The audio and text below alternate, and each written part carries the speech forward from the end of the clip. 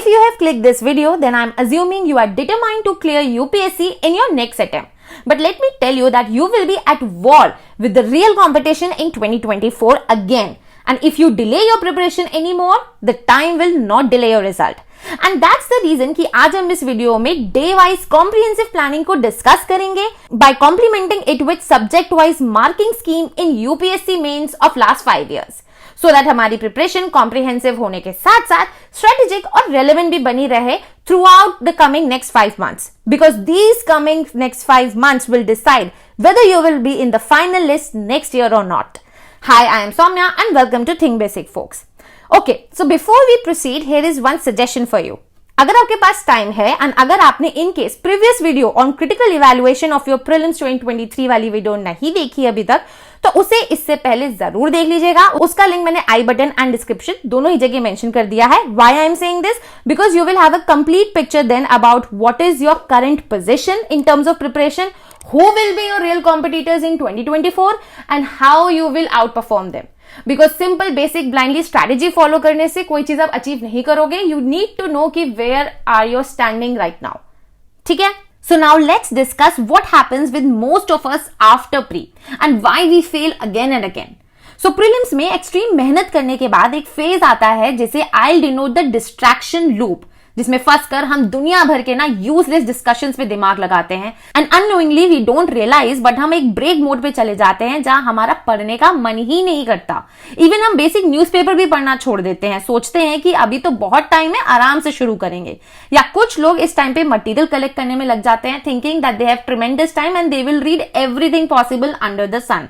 But due to this distraction loop हम real efforts करने में डिले करने लगते हैं एंड यही टाइम आपका गोल्डन पीरियड है, गोल्डन टाइम होता है which will define that you will clear the prelims, mains and interview next year और नॉट. बिकॉज क्या होता है कि कब 1 महीना 2 महीना 3 महीना 6 महीना निकल जाता है इसी लूप में फंसकर वो हमें पता नहीं चलता. एंड देन जब नेक्स्ट प्री में तकरीबन 6 मंथ्स का गैप ही बचता है तब हमारे दिमाग में घंटी बजती है कि हाँ अब हमें प्रिपरेशन स्टार्ट करनी चाहिए. और वहां पे आप फंस जाते हो कि आप प्री का पढ़ो या मेंस का पढ़ो या पूरे साल का करंट अफेयर्स कैसे कवर करो, तब समझ में कुछ भी नहीं आता है. And this is the single most reason why we fail in our preparation. See, wasting time is like a slow poison and you won't realize its effect until you are too late. So with this, I have shown a picture that why we fail and now let's have a reality check कि आप fail तो चलो हो रहे हो इस season की वजह से, बट अब ये देखते हैं कि आखिर आप 2024 में कंपीट किसके साथ करने वाले हो. एग्जाम का फॉर्म तो बहुत लोग भरेंगे but who will be your real competition.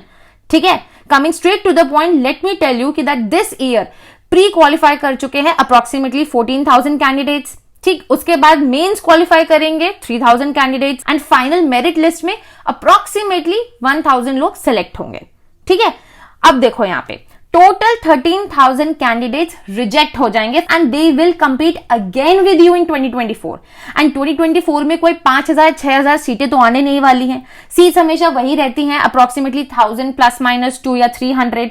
ठीक है, तो अल्टीमेटली आपका रियल कंपटीशन यही लोग हैं जो इस साल मेंस लिख रहे हैं. So if you are not prepared now you will waste your next attempt too. ठीक है, तो ये तो आपने रियल कंपटीशन की बात कर ली. बट नाउ चलो अगर हमने सोचा भी कि हाँ आप जो है प्रिपरेशन स्टार्ट कर दोगे, आप अभी से पढ़ोगे, but the another problem we face is, the another dilemma we face is कि what should be our priority. क्या हमें प्रीलिम्स के लिए ही प्रिपेयर करना चाहिए, अभी एकदम से शुरू कर देना चाहिए बिकॉज प्रीलिम्स तो बहुत ज्यादा टफर होता जाता है ईयर बाय ईयर, या फिर हमें मेंस पे ध्यान देना चाहिए, मेंस को प्रिपेयर करना चाहिए, या फिर हमें दोनों को एक इंटीग्रेटेड वे में जो है अप्रोच करना चाहिए. आई विल से कि हमेशा प्री एंड मेंस को एक साथ पढ़ा जाता है. कोई इसका एग्जैक्ट डिवीजन नहीं है कि भाई ये चीज प्री में आएगी, ये चीज मेंस में आएगी ही नहीं, या ये चीज मेंस में आएगी, ये चीज प्री में नहीं आएगी. बिकॉज ये बाउंड्रीज यूपीएससी खत्म कर चुका है. अगर आपने प्रीवियस ईयर पेपर्स देखे होंगे ना लास्ट 3 साल के अच्छे से, अगर आपने प्री और मेंस को एनालाइज किया होगा, आपको ये चीज अपने आप में समझ में आ जाएगी. And your real competition has mastered prelims already. आप पीछे देख चुके हो कि वो मेंस तो लिख ही रहे हैं. So now to outperform these real competitors जो आपके साथ नेक्स्ट ईयर भिड़ने वाले हैं, आपके पास नेक्स्ट 5 मंथ्स है from July to November. And यही मंथ्स मैंने आपको ऑलरेडी बताया कि आपका फ्यूचर भी डिसाइड करेंगे. कैसे? बिकॉज इस टाइम पीरियड पे आप अपना पूरा मेंस प्रिपेयर करोगे एंड मेंस प्रिपेयर करते करते ही आपका नियर अबाउट 70 to 80% प्री भी इसके साथ में प्रिपेयर हो जाएगा. एंड इसके बाद जब आपका नवंबर खत्म हो जाएगा, देन फ्रॉम 1 दिसंबर टू 25 मई, क्योंकि 26 को तो प्रीलिम्स है नेक्स्ट ईयर, उतने टाइम पीरियड में अप्रोक्सीमेटली 6 मंथ्स का टाइम होगा जिसमें आप स्पेशली प्री पे फोकस करके प्रिपेयर करोगे आगे। ठीक है, तो जो स्ट्रैटेजी हम यहाँ फॉलो करने वाले हैं that will be a very time bound strategy. देखो कभी भी आपको प्रिपरेशन इस तरीके से नहीं करनी होती है कि हाँ आज आप लेके बैठे और आपने सोचा कि हम मुझे बस 6 घंटा पढ़ना है। ठीक है, it should not be like that, it should be time bound कि आपको कितने टॉपिक्स कवर करने हैं उस 6 घंटे में।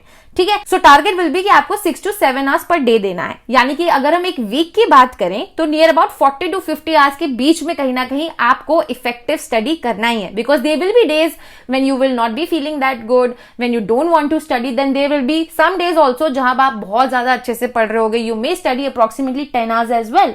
सो एक वीक का हम एक रफ टारगेट लेके चलते हैं that you will study about 40 to 50 hours per week for next 5 months. ठीक, दूसरी चीज ध्यान रखनी है, जो भी आपके अनटच्ड एरियाज है, जो भी आपके नेग्लेक्टेड पोर्शंस रहे, with that you have to keep doing your comfort areas as well. आपको हमेशा एक बैलेंस बना के चलना है, बिकॉज अब यूपीएससी में ना एक कॉम्प्रिहेंसिव थिंकिंग चाहिए, एक कॉम्प्रिहेंसिव एनालिसिस चाहिए आंसर्स लिखने के लिए भी। ठीक है, और ये वीडियो में हम सिर्फ जो है प्रॉपर एक टाइम टेबल में आपके साथ एक बेसिक डिस्कस कर रही हूं जो आपका नेक्स्ट 5 मंथ्स का रहेगा। इस पेपर में कौन से सब्जेक्ट्स के लिए कौन सी रिसोर्सेज फॉलो करनी है, आंसर राइटिंग कैसे करनी है, नोट्स कैसे बनाने हैं, ये तीनों टॉपिक्स को मैं सेपरेट वीडियोस में कवर करूंगी। ठीक, नेक्स्ट चीज आपको ये भी ध्यान रखनी है कि आपको सिर्फ पढ़ते नहीं चले जाना, बिकॉज एक सबसे बड़ी हम गलती करते हैं कि हमने बस स्टार्ट कर दिया और पढ़ते चले गए और हमें लगा कि अब हम वहां पे जाके कर लेंगे, एग्जाम में लिख भी लेंगे और प्रीलिम्स में हम आंसर भी मार्क कर देंगे। ऐसा नहीं होता। You have to practice previous year questions, क्योंकि जब तक आप उसे प्रैक्टिस नहीं करोगे ना तब तक आपको एक अप्रोच डेवलप नहीं होगी, आपको समझ ही नहीं आएगा that what UPSC is trying to do, what they want from you. ये चीज आपको तभी क्लियर होगी जब आप खुद से प्रैक्टिस करोगे पीवाईक्यूज की, आप एनालिसिस करोगे उसकी। एनालिसिस की वीडियो सब्जेक्ट वाइज मैं डेफिनेटली लेकर के आने वाली हूँ, मेंस के लिए भी, प्री के लिए भी, बट लेकिन आई ऑल्सो वांट कि आप खुद से उस चीज को करना स्टार्ट करो। ठीक है, सो प्लान इज कि हम मैक्रो प्लानिंग से माइक्रो प्लानिंग तक जाएंगे। That is we will see कि हमें किस मंथ में क्या कवर करना है, फिर उसको हम रिस्पेक्टिवली वीक्स में डिवाइड करेंगे एंड जिसके बाद हमें अपना डे वाइज एक प्लान मिल जाएगा। ठीक, अगर मैं रियलिस्टिक प्लान की बात करूं जो आप फॉलो कर सकते हो नेक्स्ट 5 मंथ्स में, वो आपको अभी स्क्रीन पर दिख रहा होगा। ठीक है, see the central idea is कि हमें किन चीजों पे फोकस करना है इस प्लान को फॉलो करते वक्त। ये प्लीज यहां पे देख लो, इसको बिल्कुल भी मिस मत करना, इसको बहुत अच्छे से समझ लो अभी। दैट इज कि आपको नेग्लेक्टेड या जो लेस रेड टॉपिक्स हैं आपके, उन्हें आपको साथ में पढ़ना है विद योर कंफर्ट टॉपिक्स, जिन्हें आप ऑलरेडी पढ़ चुके हो थोड़ा बहुत, या आपने अगर प्री दिया है तो आपको अच्छे से वो टॉपिक्स आते हैं कहीं ना कहीं। दूसरी चीज, आप सिर्फ और सिर्फ सिलेबस सामने रख के पढ़ोगे, जितना सिलेबस का डिमांड है उतना ही पढ़ना है। कई बार क्या होता है कि हम फ्लो में पढ़ने लगते हैं, we don't realise that where we have to stop, और फिर हमें लगता है कि यार हमें ज्योग्राफी में तो पूरा 1 महीना ही लग गया पढ़ने में, पता ही नहीं चला, तब भी खत्म नहीं हो रही। ये फीलिंग तभी आती है जब आप फॉलो नहीं कर रहे हो सिलेबस को, जब आप फॉलो नहीं कर रहे हो प्रीवियस ईयर क्वेश्चंस को। So you have to prepare only according to the syllabus and previous year questions. तीसरी चीज, please don't waste your money, don't join any test series until you write mains PYQs। जो mains के previous year questions है, जो भी आप relevant content पढ़ रहे हो उसके रिस्पेक्ट में जो भी क्वेश्चंस पूछे जा चुके हैं, जब तक आपने उनके आंसर्स खुद से नहीं लिखे, चाहे वो बेकार ही क्यों ना लिखे हो, तब तक आप जो है टेस्ट सीरीज ज्वाइन मत करिए। You will just only waste your money, I am telling you. And specially मैं टेस्ट सीरीज के ऊपर भी एक वीडियो बनाऊंगी where I will show you कि टेस्ट सीरीज क्यों अब उतनी ज्यादा कामयाब नहीं है, क्यों वो एक तरीके से is a waste of money बन के बस रह गई है। So you have to actually practice answer writing, but लेकिन खुद से, आप किसी के ऊपर डिपेंड नहीं कर सकते। आप बुरा आंसर लिखोगे, लेकिन अगर आप 10 दिन लिखोगे ना, तो वही सेम बुरा आंसर अगर आप दोबारा लिखोगे अपना, तब आप उससे बेटर लिखोगे, 50% बेटर लिखोगे पहले से। ठीक है, उसके बाद आपको क्या करना है कि एक डेली जर्नल या एक डेली प्लानर आप खरीद लो या आप अपना खुद से बना लो, जहां पे आपको खुद का डेली इवैल्यूएशन करना है कि आपने कितने टॉपिक्स आज के दिन पढ़े और कितना टाइम इफेक्टिवली स्टडी को दिया। ठीक, उसके बाद आपको क्रिस्प नोट्स बनाने हैं जिसमें आपके करंट अफेयर्स में जो भी डेवलपमेंट्स हैं, जो भी केस स्टडीज हैं या कोई एग्जाम्पल इलस्ट्रेशंस हैं, वो इंक्लूड होने चाहिए, ये क्रिस्प होने चाहिए। और आपको एक अलग से नोटबुक बनानी है जिसमें आप जब पढ़ोगे ना मेंस के लिए, आपको बहुत सारा, आई am telling you, data, facts, tables, diagrams, flow charts मिलेंगे। It will take you time, but that's why you have 5 months, right? And last thing is that while reading about issues in newspapers आपको सोचना चाहिए उनके solution के बारे में कि क्या हो सकता है. If you are coming across कि चेन्नई में वाटर क्राइसिस है, वाटर स्कैर्सिटी का इशू है, तो भाई उसके लिए आप क्या कर सकते हो as a common responsible citizen आप सोच सकते हो, एज अ एडमिनिस्ट्रेटर आप क्या कर सकते हो वो सोच सकते हो. और अगर नहीं सोच पा रहे हो तो एटलीस्ट सर्च तो कर सकते हो, या न्यूज़पेपर में ही कोई सोल्यूशन दिया होगा उसको कहीं लिख के नोट डाउन तो कर सकते हो. Because UPSC is all about solutions. वो आपसे चाहते क्या है, आप इस जॉब में करोगे क्या आगे. You will work for the country, right. You will be providing solutions, you will be the part of the team जो सॉल्यूशंस प्रोवाइड करने वाली है, that how we can improve the current problem. ठीक है, तो ये चीज ध्यान रखना. अब हम सीधे चलो ये सारी बातें हो गई, डिस्कस कर लेते हैं एग्जैक्टली कि आपको किस दिन में क्या करना है. स्टार्टिंग फ्रॉम जुलाई, यहां पे देखो एंशिएंट, मेडिवल एंड मॉडर्न, ये पूरा आपका हिस्ट्री जो आप प्रीलिम्स के लिए पढ़ते हो. मैं कोई भी नया टॉपिक स्टार्ट करने को नहीं बोल रही हूं अभी, इसलिए मैंने बोला कि हम नेग्लेक्टेड और कंफर्ट एरियाज को साथ में लेकर चलेंगे.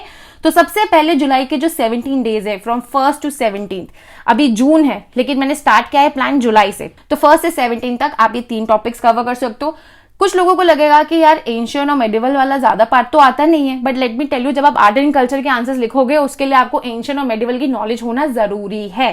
That's why you have to read ancient, medieval and modern. Ancient को जिसमें से आप 4 डेज दे सकते हो, मेडिवल को 4 डेज एंड मॉडर्न को 9 डेज. ठीक है, इफेक्टिवली अगर मैं आपको बताऊं तो ये GS1 में टोटल ये पूरा portion near about 30 to 40 marks का आता है. इसके साथ आपको एक दिन में ऑप्शनल का पेपर 1 जो है साथ साथ कवर करना है थ्रू आउट जुलाई. ठीक, देन आपका 18 से 22 जुलाई तक आपके पास 5 दिन है, उसमें आप आर्ट एंड कल्चर कवर करिए, बिकॉज ये GS1 में अप्रोक्सीमेटली 30 मार्क्स का आपको मिलेगा. ओके, देन आप नेक्स्ट 6 डेज दीजिए. Yes, 6 days, not 2, not 3, not 4, but give 6 days to world history. Why I am saying this कि भले ही ये 10 से 15 मार्क्स का आएगा पेपर में, but you never know, UPSC is surprising every year. ठीक है, क्या पता वर्ल्ड हिस्ट्री से वो ज्यादा क्वेश्चंस डाल दे, कम डाल दे. So now we can not take any chance कि हम जो है सिर्फ ट्रेंड के हिसाब से ही पढ़ेंगे. अब ट्रेंड कुछ नहीं रह गया है, anything can change any time. Okay, similarly thing goes for the post independence consolidation, because ये वाला पार्ट आप थोड़ा सा पॉलिटी में भी कवर करते हो, आपको बहुत ज्यादा नॉलेज इस पार्ट के बारे में ऑलरेडी होती है, इनफॉर्मली चाहे रहे, तो इसके लिए आप 3 डेज दे सकते हो. ये अप्रोक्सीमेटली आपको एग्जाम में, मेंस में 10 to 20 मार्क्स का मिलेगा. कमिंग टू द अगस्त, तो अगस्त में आप देखो कि फर्स्ट 2 वीक्स जो है आपको पूरा सोसाइटी जो GS1 का टॉपिक है एंड सोशल जस्टिस जो GS2 का टॉपिक है, इनको कवर करना है, because they are overlapping things. ठीक है, आपको इनको कवर करना है, और इसको 2 हफ्ते मैंने इसीलिए दिए हैं बिकॉज यहां आप देखो 80 मार्क्स का सोसाइटी एंड अप्रोक्सीमेटली 50 मार्क्स का सोशल जस्टिस आता है मेंस में. ठीक, साथ में आपका वही ऑप्शनल का पेपर 1 चलता रहेगा throughout August. Then next आप 15 से लेके 24 तक कॉन्स्टिट्यूशन एंड पॉलिटी पढ़ोगे. Approximately 10 days are enough. ये आपका अच्छा खासा आता है, 130 मार्क्स का आता है approximately in GS paper 2. Then you will do governance from 25 to 27. ये 25 मार्क्स अप्रोक्सीमेटली आपको दिखेगा मेंस में.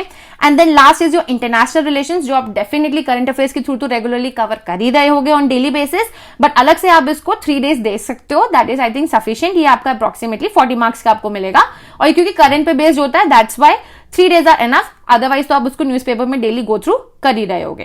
ठीक, coming to the September, then सितंबर में आपको फर्स्ट 16 डेज ज्योग्राफी बड़ी है. ठीक है, एंड स्पेशली अगर आप मेंस के टॉपिक्स देखोगे तो उसमें आपको काफी ऐसे टॉपिक्स मिलेंगे जो आपने अभी तक प्री में प्रिपेयर नहीं किए होंगे, including the disaster management part. तो geography GS1 and disaster management GS paper 3, इनके लिए आप टोटल कंबाइन करके 16 डेज दोगे. अगर मैं आपको मेंस में इनका मार्किंग स्कीम बताऊं तो ऑन एन एवरेज आपको ज्योग्राफी 100 मार्क्स का मिलेगा GS1 में, एंड डिजास्टर मैनेजमेंट 25 मार्क्स का. अब आपको ये ध्यान रखना है दैट सितंबर में आपका यहां से ऑप्शनल का पेपर 2 शुरू हो जाना चाहिए. ठीक है, जो थ्रू आउट चलेगा सितंबर में. उसके बाद आप 17 से 21 सितंबर तक एनवायरमेंट को कवर करेंगे, जो आपका अप्रोक्सीमेटली प्री में तो देखो आता ही आता है अच्छा खासा, मेंस में अप्रोक्सीमेटली आपका यहाँ पे 35 मार्क्स का आता है. Then you will do agriculture. अब ये जो पोर्शन है बहुत ज्यादा इग्नोरेंट होता है, बहुत बच्चे इसको नहीं करके जाते हैं. अगर आपने 2020 का प्रीलिम्स का पेपर ही देख लिया होगा ना तो आपको इसकी रेलेवेंस समझ में आ जाएगी. ठीक है, तो आपको 22 से लेके 26 सितंबर तक एग्रीकल्चर को एक अच्छा खासा टाइम देना है, क्योंकि ये अप्रोक्सीमेटली मेंस में भी 50 मार्क्स का आता है. ठीक, देन आपका 27 से 30 सितंबर तक आपको सिक्योरिटी कवर करना है, जो आपका अप्रोक्सीमेटली 40 मार्क्स का आएगा. कमिंग टू अक्टूबर आपका ऑप्शनल पेपर 2 चलता रहेगा. यहां पे आपको मैंने सिर्फ सिंपल 2 ही टॉपिक्स रखे हैं आपके लिए कि आप 20 दिन दो इकोनॉमी को, बिकॉज इकोनॉमी एक ऐसा सब्जेक्ट है that is not everyone's cup of tea. Economy बहुत वास्ट है, कॉन्सेप्ट्स भी हैं, डेटा भी है, there are too many things that are changing, आपको बहुत सारी चीजें इसमें पढ़नी पड़ती हैं, समझनी पड़ती हैं, तो इसलिए take a good number of days, 20 days आप इकोनॉमी को दो एंड अप्रोक्सीमेटली मेंस में तो 50 मार्क्स का आता ही है, बट प्री में you know that near about 20 to 25 questions आपको इकोनॉमी के हर साल मिलते हैं। पेपर 2 आपको अक्टूबर में चलता ही रहेगा। देन 21 से 26 अक्टूबर को आपको साइंस एंड टेक्नोलॉजी कवर करना है, जो आपका अप्रोक्सीमेटली मेंस में 40 मार्क्स का आएगा, ठीक है। एंड बाकी जो आपका देन 27 से 31 अक्टूबर का टाइम है, ये आपका एक रिजर्व पीरियड है कि अगर आपका ऊपर कहीं कुछ छूट गया है, you can settle it down in this period. आपको ट्रू रहना है अपनी इस प्लान के साथ में। अगर आप इसे फॉलो कर रहे हो, please follow it with ultimate honesty, because इससे आपको आई एम टेलिंग यू बहुत बहुत बेनिफिट होगा। Because by the end of this plan ना, आप सोच सकते हो कि जो लोग इस साल मेंस लिख रहे होंगे, आपको उनके बराबर नॉलेज डेफिनेटली हो चुकी है, आपका प्री भी 70 to 80% कवर हो चुका है, ठीक है। तो इस चीज का जो है ध्यान रखो। नाउ कमिंग टू नवंबर में आपको सिर्फ एक ही चीज करनी है cover, that is your ethics and your essay part, okay. And हाँ, अगर आपको ये वीडियो अभी तक अच्छे से समझ में आ रही हो, जो भी चीजें मैंने इस वीडियो में आपके साथ डिस्कस करी है, शेयर करी है, और अगर आप मेरी किसी भी चीज से इस वीडियो में जो भी मैंने बोला हो एसोसिएट कर पा रहे हो खुद को, आप फील कर पा रहे हो कि हाँ you are facing this problem and you can benefit from this plan, तो प्लीज इस वीडियो को शेयर जरूर करिएगा एंड लाइक करिएगा एंड मुझे कॉमेंट्स करके जरूर बताइएगा कि आप कौन सी ऐसी और प्रॉब्लम्स फेस कर रहे हो जिसे हम साथ में मिलकर डिस्कस कर सकते हैं, ठीक। तो ये हमने पूरा मंथली प्लान डिस्कस कर लिया है 5 मंथ्स का। Now coming on to the daily routine, कि आपको करना क्या है। डेली रूटीन में आपको मैं ऑलरेडी बता चुकी हूँ कि आपको एम करना है कि आप 6 से 7 आवर्स स्टडी करोगे, सो दैट आपका वीक में 40 to 50 आवर्स के बीच में टाइम पीरियड आ जाए इफेक्टिव स्टडी का। इफेक्टिव ध्यान रखना, ठीक। लेकिन डेली आपको क्या करना है कि जितना भी आप पढ़ रहे हो उसका 50% ऑफ द टाइम आपको अपने ऑप्शनल को देना है अभी फॉर नेक्स्ट 4 मंथ्स, ये ध्यान रखना। एंड बाकी जो बचा हुआ टाइम है 50%, वो आपको न्यूज़पेपर एंड जीएस के लिए रखना है, ओके। एंड जो एक मोस्ट कॉमन प्रॉब्लम हम फेस करते हैं कि सिर्फ पढ़ते चले जाते हैं, रिवीजन भूल जाते हैं करना, तो वो भी यहीं पे सुन लो। मैं आपको बता देती हूँ कि आपको 147 रूल अप्लाई करना है यहाँ पे, यानी कि आज जो आपने चीज पढ़ी है, ठीक है, या कोई भी अपने क्रिस्प नोट्स बनाए हैं या सिर्फ पढ़ा ही है, आप उसको next day with in 15 minutes revise कर लीजिए। देन आप उसको 4th डे पे रिवाइज करिए एंड देन आप उसको 7th डे पे रिवाइज करिए। Follow this 147 rule and you will feel the difference कि हाँ आपको एक्चुअली चीजें अब ध्यान ज्यादा बेटर रहने लगेंगी पहले से। Because let me tell you one thing, that revision is the only thing that will predict your future in 2024, ठीक है। तो इसी के साथ आई हैव डिस्कस एवरीथिंग कि क्या कॉम्प्रिहेंसिव प्लान या क्या कॉम्प्रिहेंसिव रोड मैप आप फॉलो कर सकते हो यूपीएससी 2024 के लिए, which I feel is very simple, comprehensive and at the same time realistic too. अगर आपको ये वीडियो समझ में आई हो, अगर आपको इस वीडियो में थोड़ा बहुत भी सेंस लगा हो, तो प्लीज इस वीडियो को जरूर शेयर कीजिएगा, लाइक करिएगा एंड कॉमेंट करके जरूर बताइएगा कि आपको और किन टॉपिक्स पे वीडियोस चाहिए। स्पेसिफिकली मैं ऑलरेडी बता चुकी हूं कि जो सब्जेक्ट वाइज मेंस के सोर्सेज या प्रीलिम्स के सोर्सेज की जो एक बुक लिस्ट है, या कैसे आंसर राइटिंग करनी है, या कैसे नोट्स बनाने हैं, कैसे रिवीजन करना है फॉर दैट मैटर, इनके ऊपर मैं सेपरेट वीडियोस आगे लेकर के आऊंगी। बहुत जल्द मिलेंगे नेक्स्ट वीडियो में।